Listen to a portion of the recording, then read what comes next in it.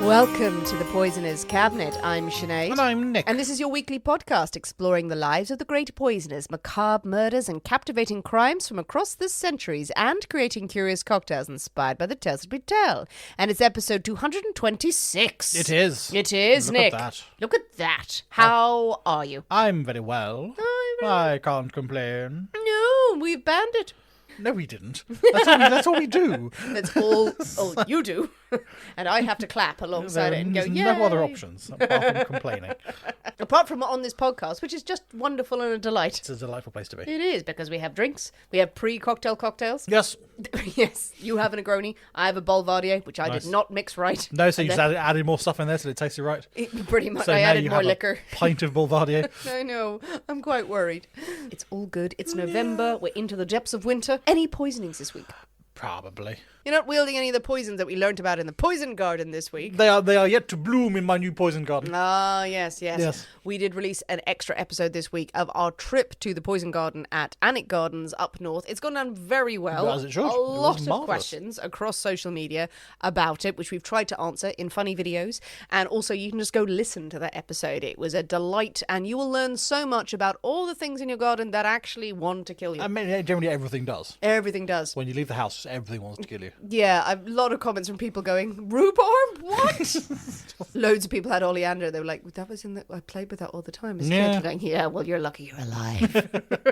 So everyone just don't go outside, people. Yeah, don't Just go outside. stay inside, listen to podcasts, watch telly. It's the safest place to It's the be. safest place. You can get food delivered. Yeah, Exactly. Get some Deliveroo. Don't go outside. exactly. But also, as that episode says, there is a limit to how much chocolate you can eat.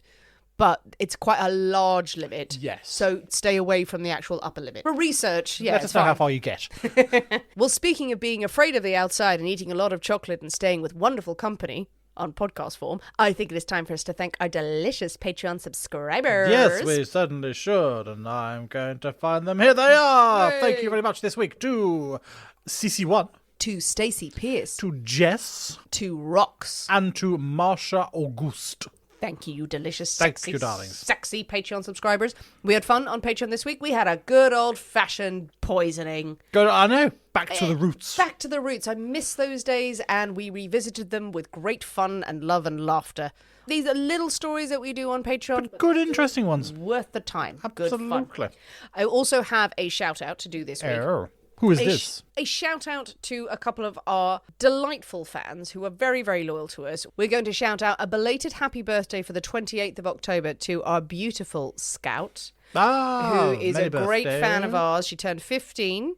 She has had a good few weeks as well. She's had Nice. some checkups, which has gone very well. We love you, Scout. We are so glad to have you as a fan. Also, shout out to your Auntie Nicola, Indeed. who is our very loyal correspondent. She keeps in touch with us. She is absolutely fantastic. She had a birthday on the 25th. As Brilliant. well. Merry birthday So, to you both. Merry birthday, Nicola. If you do want to shout out, just get in touch. Whether it's a birthday, whether it's just a message, we will consider it. Well, think about it. And Nick, we also have a little promo Oh. this week. For whom? We are going to do a promo for the fantastic Fear Daily. Spooky season may have ended, but for people who need fear daily in their hearts, I heartily recommend this new podcast that is created by our very good podcast friend Brennan from the Ghost Story Guys and also Brandon from Southern Gothic. The two of them have gotten together. They have created this new fiction podcast series. Take a listen.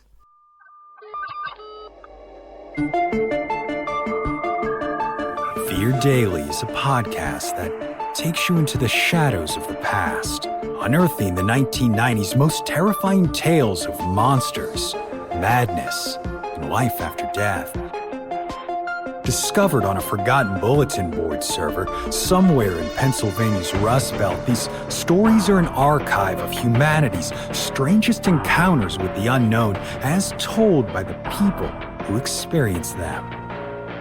Written by Brennan Storr, creator of the Ghost Story Guys, and hosted by Brandon Schexnayder of Southern Gothic, Fear Daily is guaranteed to be the stuff of nightmares. Follow Fear Daily now on your favorite podcatcher to receive new episodes Monday through Friday, each and every week. Oh, bite-sized horror for your enjoyment. Spooky season, 12 months a year. It never ends. Well, Nick, are you ready? Go on then. To drink cocktails and talk about poison. Yeah, it's an option. Oh, we can drink poison and talk about cocktails. Yeah, okay. Okay, good. We'll flip a coin this week. Let's give it a go. Let's just All see right, what I'm happens. flipping a coin. Ow. Should we go with the first one? Yes, let's do that. It went in my eye. There was some excellent acting going on there, everyone. It was very, very good. There wasn't even a coin. I barely acted. But I made a bang sound for no reason. You did. I didn't even do the gestures. I just went, why? I was convinced. And I'm It sure was. thousands out there were as well. Let's go with the first one. Let's Hooray, do that. hooray, hooray. It is Nick's story this week, and we can't possibly have a story without a cocktail in hand. As you know, dear listeners, every week we choose a secret ingredient that is inspired by the tale that we tell, and it will flavour our cocktail of the week. Nick, your story, so your pick. It is. And this week's secret ingredient Is some lovely, lovely sodium thiopental. Okay. It's very nice. Is it? It's tasty. I didn't Google this. I just did what you said, and I put it out on social media, but I don't know what it is. And Do you not know what it is? No. Are you not familiar? No, should I? Well, no, some people, it has a more common name. I think is it truth serum? It is truth serum. Thank you. Yeah, I didn't Google that. Yeah, I didn't you're Google absolutely, that. yeah, it is truth serum. Truth serum. Yes. Okay. Should I be worried? Because I have a lot of stuff I haven't told you. Well, is it about me? I don't much like your glasses. Oh, God, it started. Well, this bodes well for the cocktail. I'm not talking to you now. You mean about my glasses. All right. You okay. helped me pick these glasses. I did, and I was lying the whole time. I love the glasses. Okay, so with sodium Thiopental. sodium I could be pronouncing that horribly. Oh, could you? Yes. Right. Sodium thiopental, I believe so. or so thiopental. Yes. So sodium thiopental, With some stuff in it. also known as truth serum. What have you come up with? Well, we are having this week. Okay, We're having a simple truth. a simple truth. A simple truth. A simple truth. Oh, that sounds a little bit dangerous. That seems like something that your family say to you across the table at Christmas. I'm just going to give you a simple It's a truth simple here. truth. It is the start of an intervention, really, isn't it? It's a few steps to a simple truth. Oh, God, that sounds like a really bad autobiography. It does, doesn't it? Of some celebrity who did not deserve that much fame. A Or simple the truth. new Poisonous Cabinet self-help book. In crap bookshops soon. A simple truth. Sort yourself So out. yes, pull your socks up. Drink through this. Wonderful. A simple truth. I'm worried, quite frankly, about what this will involve, but I'm game at the same time. Wasn't that the You're thinking of a documentary? No, an inconvenient truth. An Inconvenient Truth. Sorry, I think you melded together an inconvenient truth and a simple plan, which is a film. Very possibly. Into a cocktail. Squish them both into a cocktail. Don't. I think it is high time for us to walk gingerly into the Poisonous Cabinet kitchen and shake up a storm, so we'll see you in a minute. We'll see you in a bit.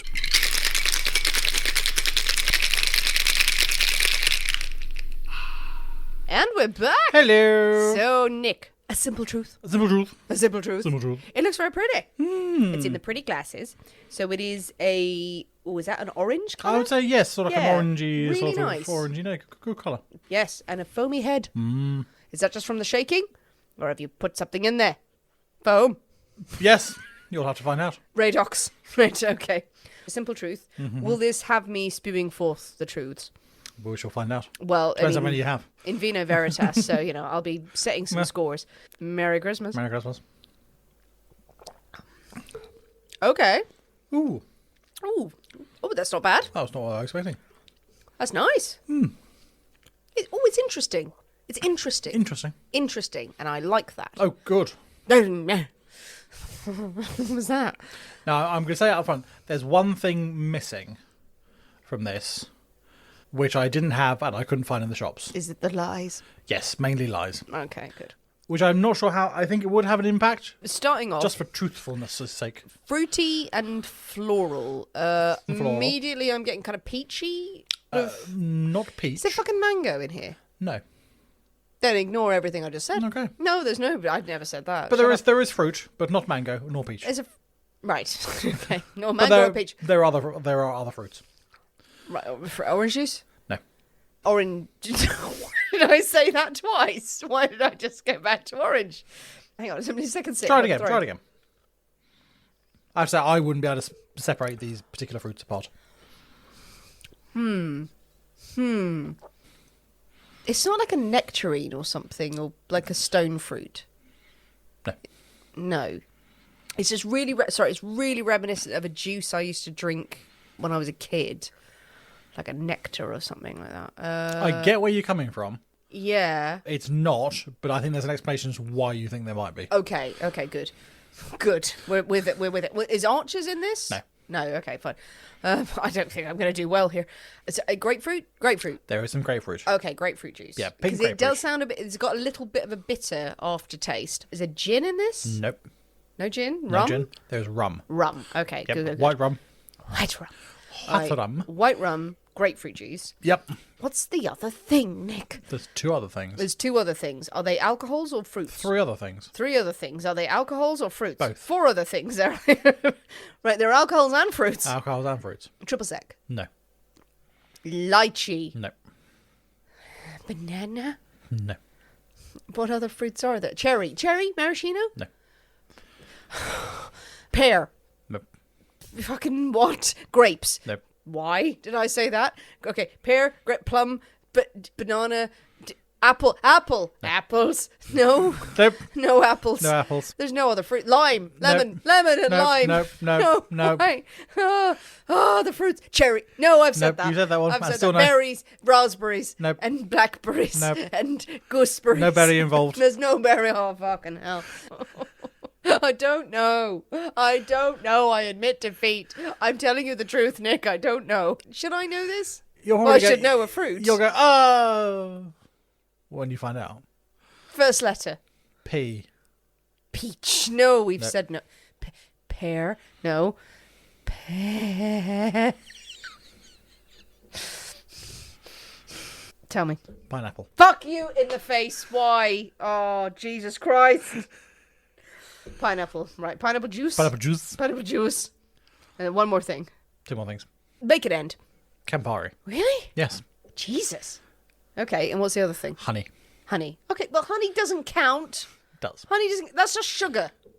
That's just lies. Which is where I think the fruit juice and the honey, which I think is where you're getting that sweet nectar-y sort of thing from. Yeah, but nectar. See? Nectar. Yeah. Nectar. So I think that's where you're getting that from. Because I agree. Thank you for humouring me there. No, I just massively missed out I pineapple. completely get where you're coming from. Yeah. Because it is quite sweet. And It is sweet. The honey helps with the fruit, whereas like a normal just sugar cane will be probably quite overly sweet. But the honey sort of mellows it and makes it more naturally sort of. And some bitterness coming through for the Campari. That's, oh my God, Campari in there. Yeah. I mean, not a huge amount, but it's in there. Yeah. Okay, rum. White rum, Bacardi, pineapple juice, pink grapefruit juice, Campari, and honey syrup. Wow. Now, the recipe calls for this. There should actually be some sage leaves in there. Have you not seen my house? Not particularly for sage, no. You don't have a massive sage bush at the front of my house. Oh, I didn't notice that. I don't notice these things. Yes, I bring you sage. Do you? Yes, I once brought you a load of sage for your house. Well, that was ages ago, and I forgot about it. Okay, you don't remember every little thing I bring to your house because I bring you a lot of shit. Look at this skull I found. There was none in any of the supermarkets in Canterbury. Oh no, you should have said. Well, I didn't. If I remembered, Sinead's got a big sage bush outside of her house. I would have said, Sinead, bring me some sage. Okay, fine. There we are. So yes, so you're meant to be muddled with a couple of sage leaves, which I think was will sort of enhance the sort of slightly bittery herbaliness from the Campari. I think. I'm gonna give it a nice kind of robust flavour. Yeah. Interesting. But I think it's perfectly pleasant as it is, perfectly nice as it is. But yeah, it would be interesting to try it with the sage. I like it. Ah. Okay, well, people, if you're going to mix this up, put some sage leaves in. I will happily drink that, though. Absolutely. It's got a nice bitterness to it and a sweetness. But not cloyingly sweet or overpoweringly sweet or anything. I could drink a lot of these. Yeah. Again, it's probably a good one that will make a nice punch. Because it's juice heavy, which is always good for a punch. Yes. I'm okay with that. The simple truth was truthful. Yes. Hurrah. Let's spew forth. Well, with the simple truth firmly in hand, no one wants to acknowledge it. No. Let us walk down the road. Is it time for a story? It certainly is time for the story. Yay! So, for our tale this week, we are off to Chicago. Chicago. It is the 5th of June, 1945. Jesus. That's very modern for us. 1945. 1945. Not really. It's less than 100 years It is less than 100 years old. This is very true. People are still alive. Not in this story. No. Okay. Oh, right. Okay, good. 5th of June 1945, and the body of Josephine Ross has just been discovered in her apartment at 4108 North Kenmore Avenue. Okay. Now, Josephine was 43 years old. Yes. She had been divorced 3 times and lived with her 2 adult daughters, Mary Jane and Jacqueline. Very nice. Now, it was Jacqueline who discovered her mother's body when she had returned home from work for lunch that day. Oh, God. And had found her mother. So she immediately called the police and waited outside until they arrived. And when the police did arrive, they found a rather chaotic scene in the apartment. So, I mean, the whole place looked like it had been ransacked. There was furniture upended, drawers and cupboards emptied and rifled through. It looked like someone had been desperately searching for something. But Jacqueline and her sister certainly couldn't identify anything that was missing. Maybe a few coins that had been on the dresser or something like that, but that was it. There was certainly no jewellery. Not that Josephine had any jewellery of value, but it certainly looked like someone was searching for something. Interesting. They entered the apartment, looked around, saw this this absolute chaos there.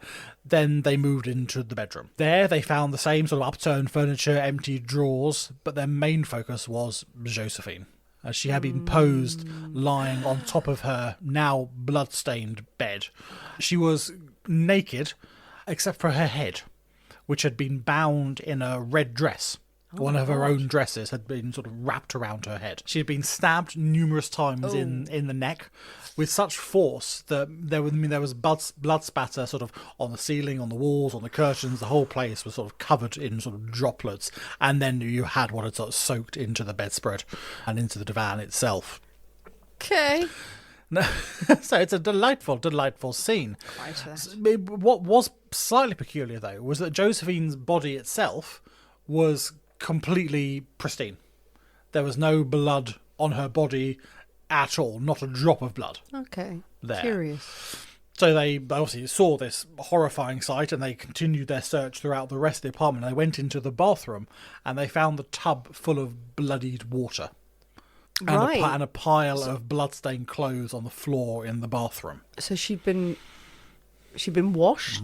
That's certainly what it appeared At first I thought, to be. like, had she been attacked in the bath? But that would Well, make no, sense so with the clothes. The police came to the conclusion that she'd been having a nap and she was stabbed while she lay in bed. And then after she'd been killed, the perpetrator had taken her into the bathroom, run a bath, washed her down of the blood that was on her body, taken her clothes off, and then her bloody clothes were left in a pile on the bathroom floor. Okay. So she had been, sort of scrubbed clean. Yeah. The wounds in her neck, some of the deeper wounds in her neck, had been sealed with sticky tape. What? So some of the sort of what would have been vicious gashes had been sort of pinched together and closed with sellotape. And then one of her own dresses had been taken out of the wardrobe and wrapped really quite tightly around her head. And then she had been posed back on the bed, which was soaked with her blood, body completely naked but blood free, but clean. But staged as if she's pure, very without staged. marks, but cover the eyes and cover the face. Cover the face. Okay. And so, now... no. So the police were like, it's a bit weird. We're not seeing this one before. They write that down in the pads. This bit weird. The bit weird. This one Bit was. weird. Yeah. Now, So write down the crying scene. yes, obviously the forensic teams came in, such as they were in the 40s, came into We had forensic teams. exactly. No, they yeah. did. But they're not searching for They DNA came in and smoking, things. drinking a whiskey. But they found no foreign fingerprints in the apartment, on Josephine's body, or around the bedroom. In the bathroom, they couldn't find any unknown fingerprints. Sorry, it's just when you said when they found no foreign fingerprints, the picture we were making of like forensic teams as they were in the 40s, going, well, there's no commies in here, apparently. There's lots of good old-fashioned American fingerprints in here. But none of those damn German ones. Europeans or anything in there. No way. One bit of evidence that they did find were a couple of dark hairs that Josephine had clutched in her hand. So, there's the assumption that, these were the perpetrator's hair, but this is a time before DNA testing or such like. All they can do is identify that the suspect has dark hair. Oh, well. So yeah. So that's what they can get from Narrowing that. it down. Narrow it down a little tiny bit. Now, the two daughters, Jacqueline and Mary Jane, are the first to be questioned by the police. Found out that they had left for work around 9 o'clock that morning, as usual, and both had solid alibis from their employer, so they hadn't returned apart from the lunch break. Josephine herself had been unemployed. She had decided to return to bed after her daughters left in the morning. She actually paid a visit to a psychic the previous day. Nice. Who had told her that her life was about to improve dramatically. So she decided to have a lie-in while she could. Oh, no.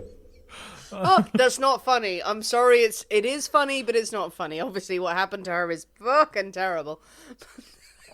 Oh, God. That psychic. I mean, it's not good when your life improves dramatically and you get murdered horribly. I mean, how shit must have your life been? How bad must have that psychic have been? Maybe she just saw in the cards, like, you will die a terrible, terrible death. Yeah. Everything's going to be Everything's fine. great. Everything's great. Everything's going to be fine. No, it's free. It's on the house. It's fine. It's fine. Don't pay. It's fine. That psychic was probably just like, I did such a good reading yesterday. Opens the paper. Oh my God. Another one? Surely. Why do I keep predicting deaths? So the police think, okay, it wasn't the daughters. Fine. Not the daughter. They had nothing to do with it. Was it the psychic? They don't think the psychic. They think maybe it was a lover. Maybe it was someone romantically involved with Josephine. Now, Josephine's love life was complex. Okay. Shall we say. So 3 ex-husbands, an unconfirmed number of boyfriends.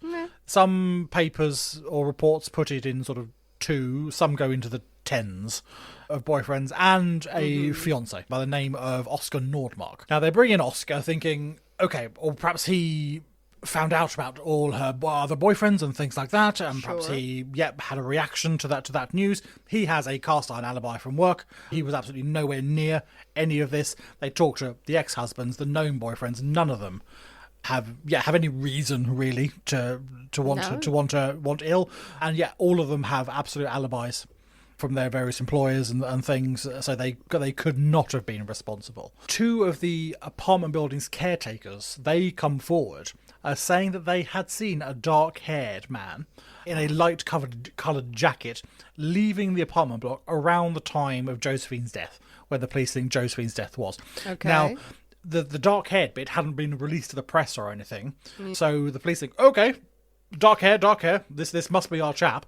50-50. Unfortunately, he left the building. Ah, shit. They've got one bit further in the puzzle. So we know he was in the building. We know he left the building. We don't know where he went after that. They sort of lose the trail after he left the door. So it's like, yeah. Losing the trail is a stretch right now. It's a very short trail. There. My God. Yeah. Did they go left or right? I don't know. I wasn't paying attention. Has anyone seen a dark-haired person out here in the street? With a light jacket. With a light-coloured jacket. Was not colour matching to his hair colour. So there are few leads to go from, really. And it does, for a long time, seem like the murder of Josephine Ross would go unsolved. That is until 6 months later. Okay. When the killer strikes again. Eek. And now we're on the 11th of December, same year. The police are called to an apartment in the Pine Grove Hotel. So it's a hotel that has sort of residential sort of rooms in it. This is less than 2 blocks from Josephine Ross's apartment. So very much in the same neighbourhood. This time the victim was 33-year-old Frances Brown. Now, Frances' body was discovered by Martha Eagles. Now, Martha is sort of like the housekeeper of this sort of apartment block, this residential hotel, because other tenants have started complaining about a really loud radio coming from Frances's room. And Martha's not the sort of person to have a radio on full belt in sort of the early hours of the morning or so. She goes down to Frances's apartment and sort of she sees the door ajar. It's like, well, she knocks, no answer. Sort of pushes in, open, and still calling out for Frances, no answer. There's some light coming from it. The door goes straight into sort of like the main living room, the main sort of studio room of the apartment, and she sees Frances's bed. And in that sort of light from the lamps and things, she sees bloodstains on the bed. And she sees bloodstains on the carpet, sort of leading towards the bathroom door, which is closed. So the same pattern then? Very possibly. So, I mean, Martha at the moment is thinking, oh, shit, she needs help.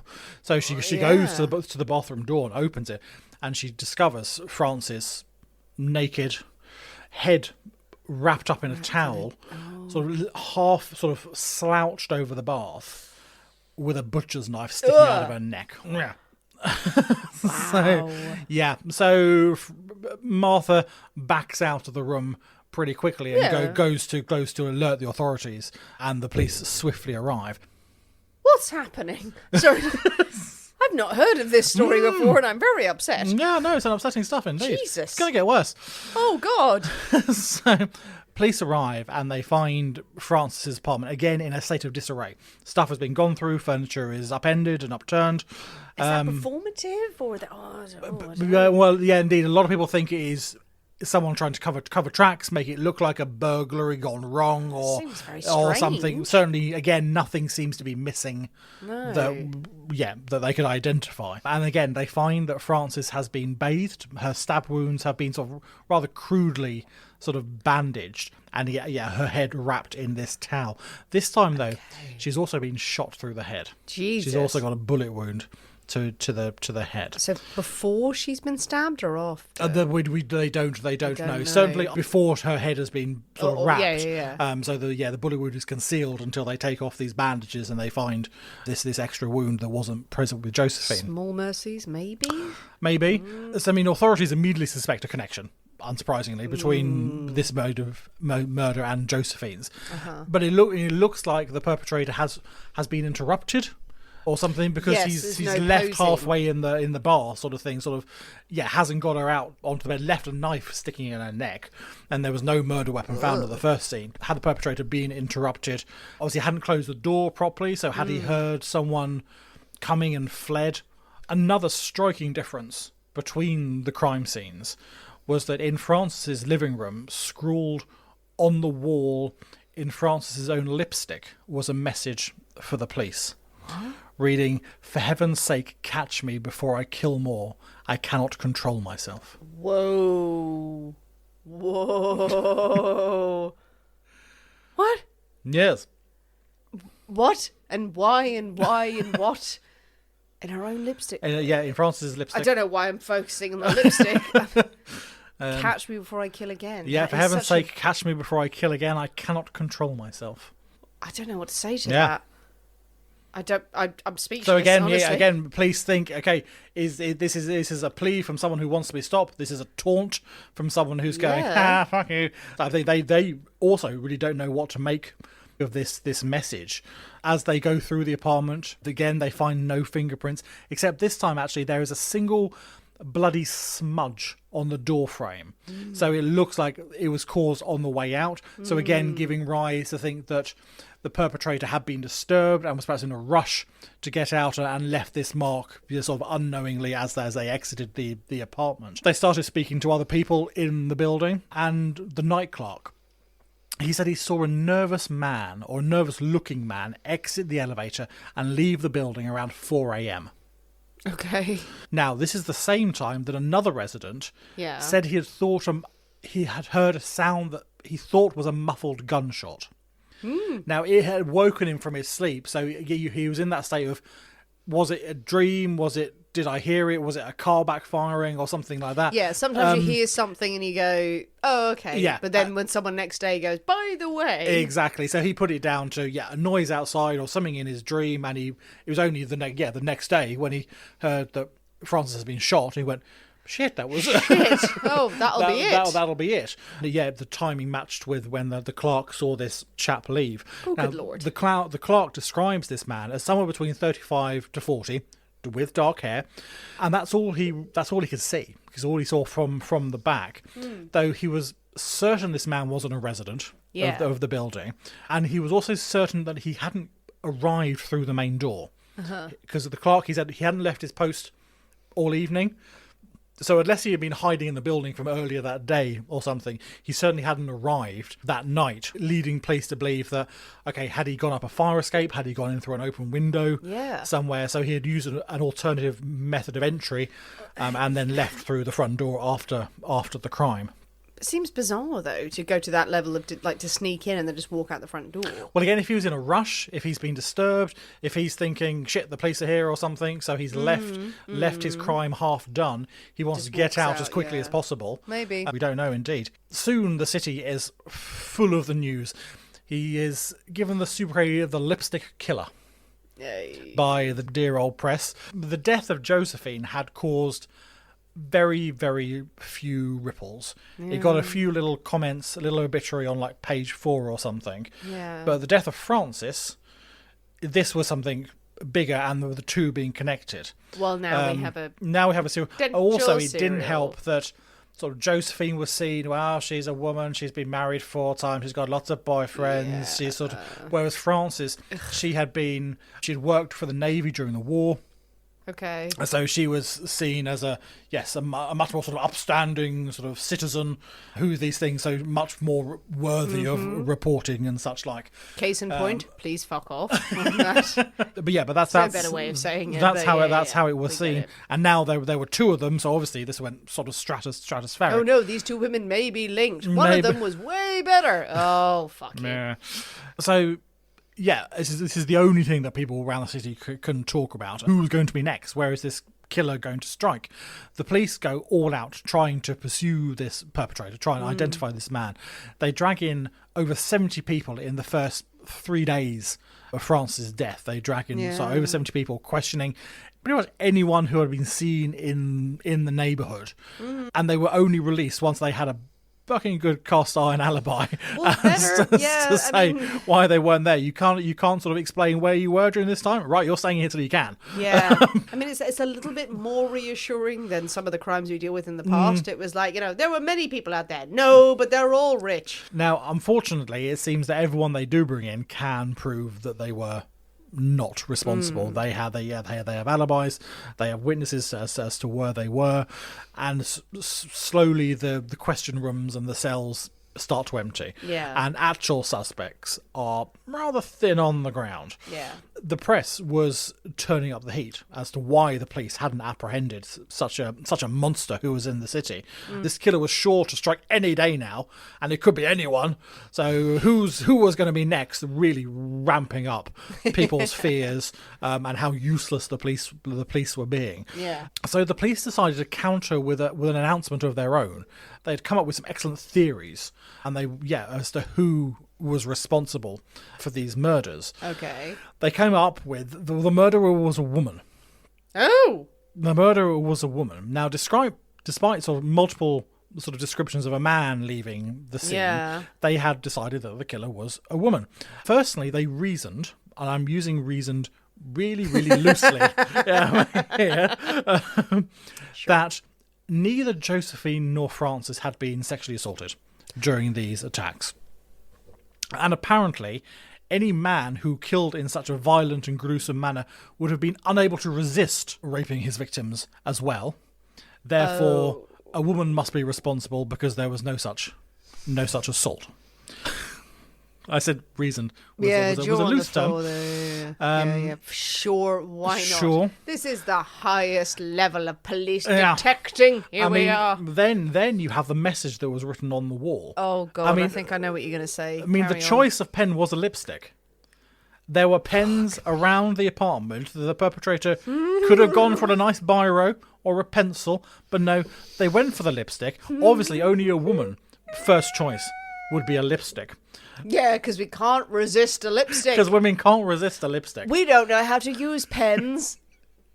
Only lipstick will do. Yes, precisely. Help me. I can't use a pen. Yes. It is also thought that the choice of language in the message, for heaven's sake, which was seen as a very effeminate turn of phrase. Up. The manly man would not say for heaven's sake. I will say it now, and I've said it before. Police, the greatest poison of them all. Yeah, unsurprisingly, these cunning deductions by the Chicago police don't actually provide any more leads for them to follow. It's 1946 by now. Six. Yeah. Yep, dames. It's always the dames. And the authorities really are getting increasingly anxious to catch whoever this is. Okay. So I think it's probably time for a break. I think it's time for a drink. Nick, we have our drinks. We do. I'm furious. You're an angry person. Again, I've no idea what this story is. Thank you for springing it on me. I have feelings. Yes. I warn you, feelings are going to get stronger. It's a compelling case, though. It really is. This killer, what have they done to these bodies? But also men going, ladies like things. Yeah. Ladies write in lipstick. So yes, this next particular portion is not a pleasant listen. So, be warned. Trigger warnings this one. for our listeners. We will treat it with discretion and care. But here it is. And so police are obviously desperate to identify the killer of 2 women in Chicago. Then they have another break, as it were. Around 7:30 on the morning of the 7th of January 1946, and this is less than a month after Frances Brown's murder, a chap called James Degnan contacts the police reporting that his 6-year-old daughter Suzanne is missing from her bedroom. No. Now, police swarm the house and immediately began searching the neighbourhood to try and find this young girl. Investigators soon discover a crumpled ransom note that was actually left in Suzanne's room that reads, "Get $20,000 ready and wait for my word. Do not notify FBI or police. Bills in 5s and 10s. Burn this for her safety." Now, the Degans, once this note is discovered, are horrified because they hadn't found it in their initial "where are you, Suzanne" sort of search around the house. They hadn't come across this, and they had notified the police. And the police were there and the FBI were there, and now they're presented with this note going, if you tell the FBI and the police, then bad things are going to happen. So the police intensify their search, trying to find this young girl. At around 7 o'clock that evening, and acting on an anonymous tip, police find Suzanne's severed head in a sewer drain around a block from her home. Before long, other limbs start showing up in various drains, very, very close to the home. Blood is found in the basement drains of a nearby apartment's laundry room in the basement, and that's where police believe this Suzanne met quite a horrible end. So this is in the space of how long since she's gone missing? So later that day, she's reported missing. So the note was left, but the note seems to be a complete distraction. Yes. So it seems to be the murder is absolutely that's going to happen. Whatever happens with this ransom note. Oof. So so she's reported missing around about 7:30 in the morning. She is discovered around 7 that evening. So within the space of 12 hours. Now, once again, Chicago is sort of caught up in this sort of quite sensational crime. The public is outraged that such a thing can happen in their city. Not only were women unsafe in their homes, but now children asleep in their beds are vulnerable. And pressure is hugely mounting on Chicago police and the authorities and the mayor to catch those who are responsible. They investigate Suzanne's murder for weeks, going into months, questioning hundreds and hundreds of people, and they make a few desperate arrests, but they still don't solve the case whatsoever. And again, police are getting desperate. Can I ask, at this stage, have they linked her with anyone else? Because it seems like a random, horrific attack. Well, they do, yes. So they do, eventually, they link it with the murders of Josephine and Frances. At this stage, they don't know. At this stage, they've kept it. It's very much a separate investigation. And at this point, we need to introduce a new character to our story. A chap called Mr. William Heirens. Now, to give something of William's background, he grows up in the Chicago suburbs. He's the son of 2 immigrants from Luxembourg. The family is poor, and his parents argue constantly, leading William to sort of wander the streets. When he's 12 years old, he starts working at a grocery store, and one day he accidentally gives a customer the incorrect change, too much change. Only by $1, but so much. And he is so fearful of the owner's reaction that he has lost this $1 that when he's walking home that evening, he spies an open window with some coins on the side. Yeah. And he steals $1 to replace the $1 that he lost. But this action seems to unlock something in William, and thievery seems to become quite a fun thing. But it's so easy. I've gotten away with it. It's so easy. He's got away with it. So while it was initially committed to avoid further punishment at the hands of the shopkeep, he really gets carried away, and he loves nicking stuff. From there, he graduates to stealing larger sums, personal items. He's got a growing collection of pilfered things. He doesn't sell them on, and he doesn't he doesn't hawk them for money.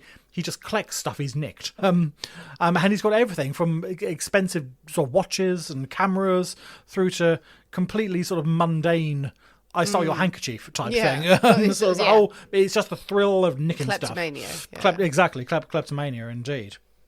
Now, this habit finally gets him into trouble, and when he's 13, he's arrested for breaking into a local apartment, and when he is searched, he's found to be in the possession of a loaded gun. Eee. Something that he has also stolen from someone. And as a result, he is sent to the Gibbolt School for Wayward Boys. Okay, right. The Gibbolt. The Gibbolt School for Wayward Boys. Sounds jolly, probably horrible. Probably was, and he does bugger all, as he's released 3 months later, and the following summer he's arrested again for theft. Oh, yeah. This time, the courts sentence him to 3 years at the St. Bede Academy. Now, this is a Catholic... Sorry, the where? What? The St. Bede Academy. St. Bede. Now, this is a Catholic school run by monks in the middle of a forest in the middle of nowhere. Lovely. Lovely. Okay, I don't really have much hope for him at this point. Well, it turns out that Catholicism seems to work for him, because he actually becomes quite an exemplary student.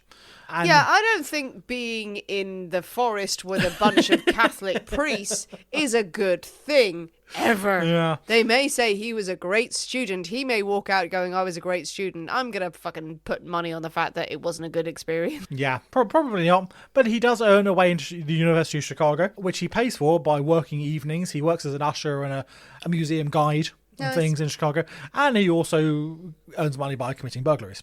Of course. So that has never left him. Who hasn't when you're a teen? You need a sideline.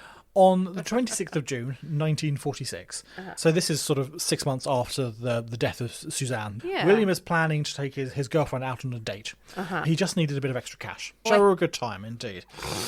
Right. He stopped by an apartment building on the way. This is the same sort of affluent neighbourhood where Suzanne Dugnan once lived. Okay. And he reaches into an open window.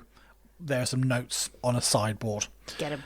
Unfortunately for William, a neighbour spots him red-handed, and before he gets a chance to take anything, he legs it, and he's actually chased by police.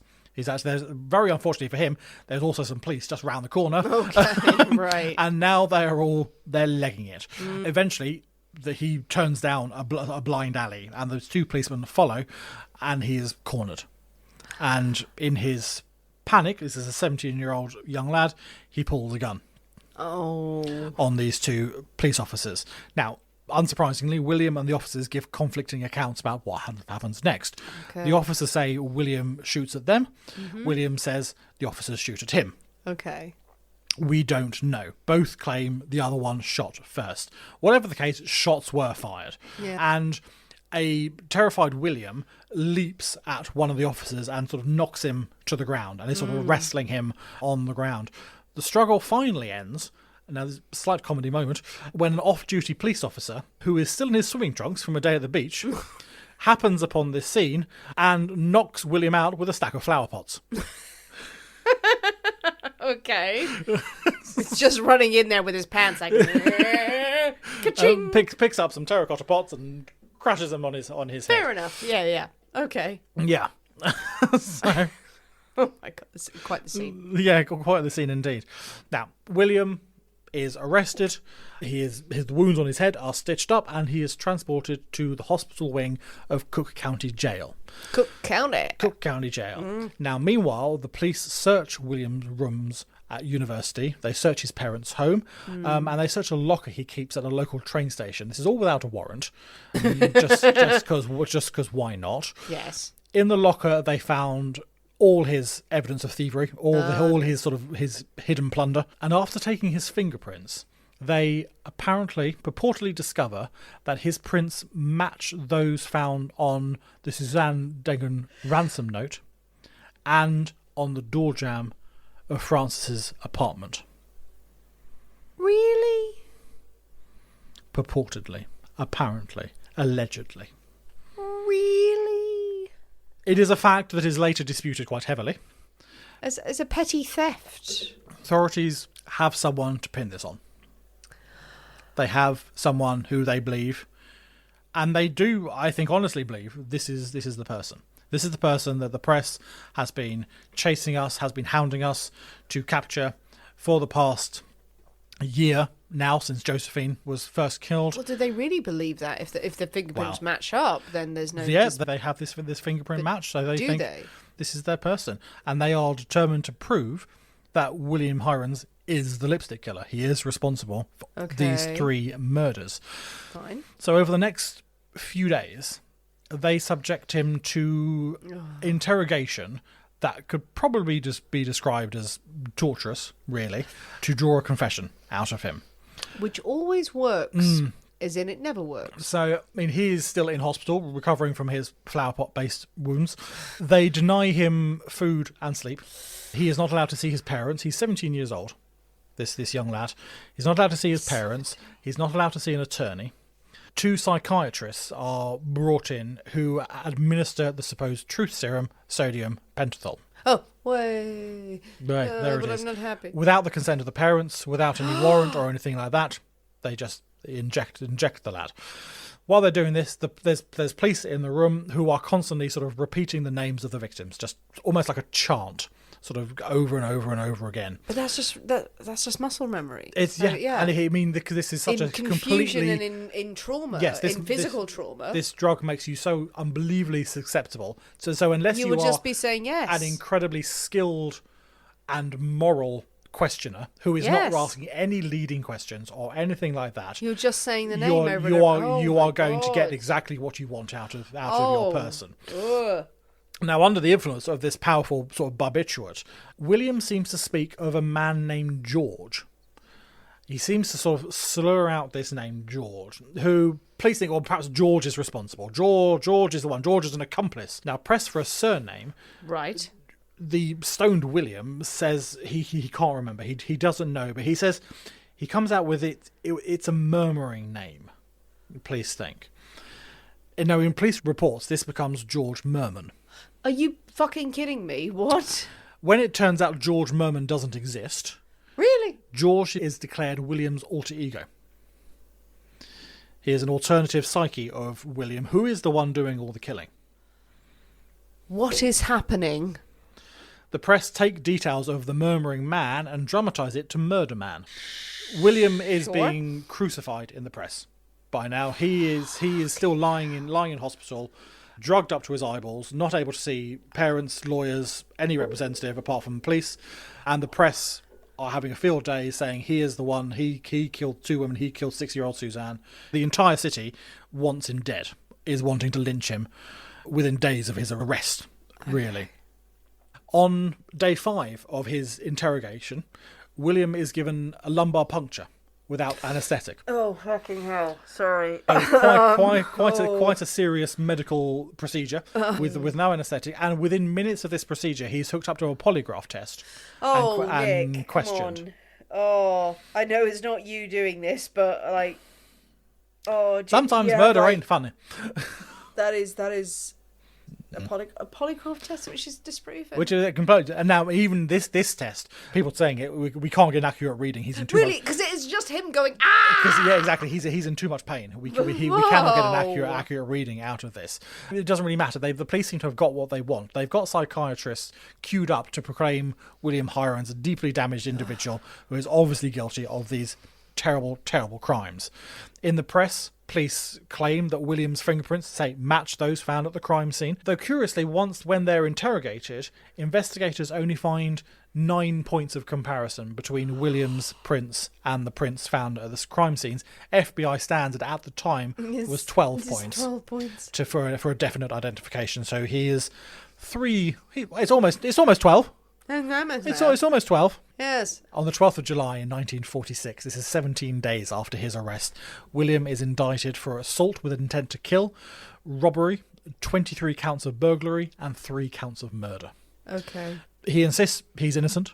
Yeah. He absolutely insists he's innocent, but he ultimately agrees to a plea deal to escape the electric chair.